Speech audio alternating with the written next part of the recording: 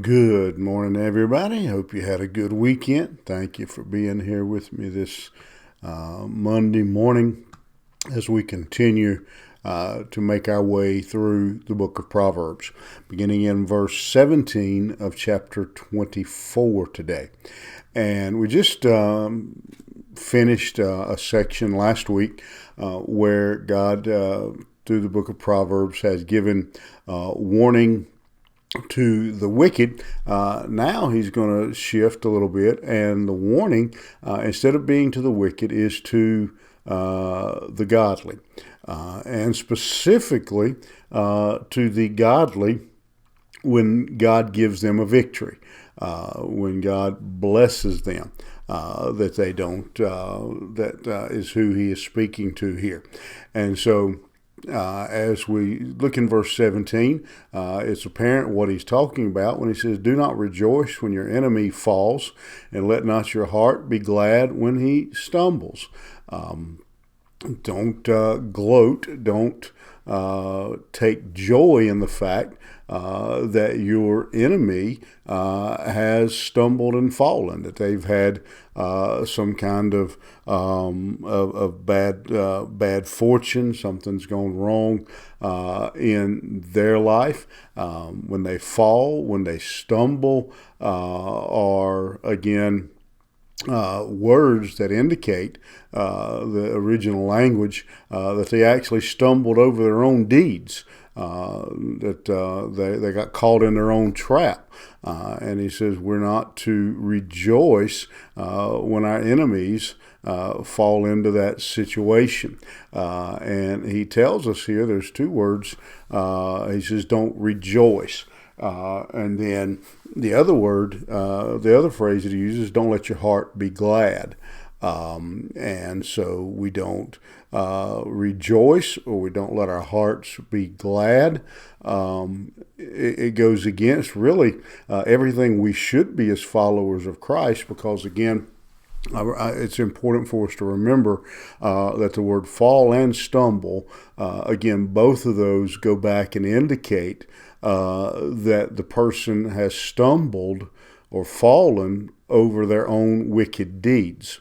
So that means they have fallen or stumbled because of sin. And as believers, as followers of Jesus Christ, we should never take any kind of joy in the consequences of sin. It should actually break our hearts. And I know that goes against the way most of us are wired and taught from early on.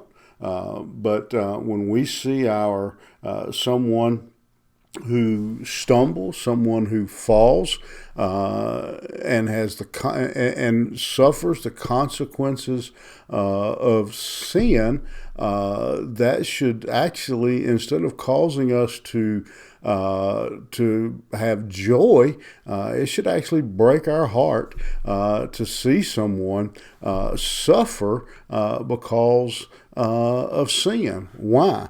Lest the Lord see it and be displeased and turn away his anger from him. He says, we don't do that because we don't want to anger God. And it says that the possibility is there that God would reverse and bring judgment on not only the wicked, but on the righteous man who was laughing or enjoying his enemy's suffering.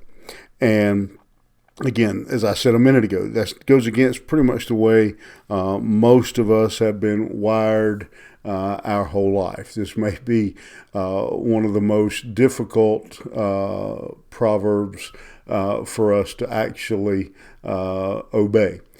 Not to take any kind of joy or pleasure in the failure, the punishment, the consequences, however you choose to describe it, of someone who we might categorize as an enemy, that we Again, we have to control that that natural urge to point and laugh, but we should be again broken over the thought that someone is suffering because of their sin. Again, remember the story of David, and we'll finish with that this morning. Back in 2 Samuel, when David's enemy Abner, and Abner had caused David a huge amount of trouble and problem. In 2 Samuel, David tells Joab, he says, you go out and you tell all the people, and you tell everybody that's with them. You go tell everybody to rend or to tear your clothes, gird yourself with sackcloth and mourn for Abner. And we go on and read the story, and it says that when they buried Abner, David was at the grave and wept over Abner. An example for us that it can be done, it should be done, because that is the commandment of this proverb, the directive of God, that we never rejoice when someone else suffers the consequence of sin. Hard to do, command of God nonetheless. You think about that today. Have a great day, and we will see you here tomorrow morning.